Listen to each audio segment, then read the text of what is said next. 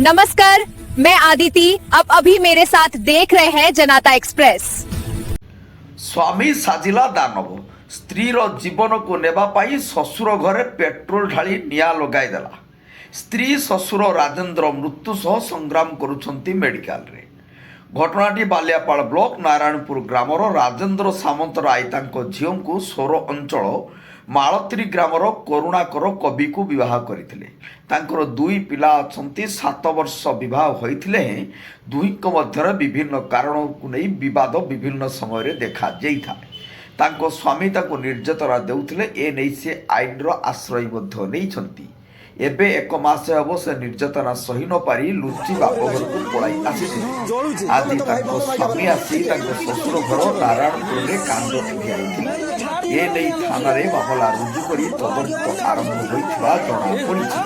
करुणाकर को ग्रामवासी घटनास्थल धरी थाना रे जिम्मा देइछन्ति। शशुर 30% पड़ी जाइतिला एवं प्रतापपुर हस्पिटाल रे चिकित्सित होउथिला। परे ताकू बालेश्वर हस्पिटाल को स्थानांतरित करा जाइछि। शांतनु महापात्रଙ୍କ रिपोर्ट जनता एक्सप्रेस। हेलो दोस्तों, मेरे चैनल को लाइक सब्सक्राइब जरूर करना और जनता एक्सप्रेस देखना ना भूले।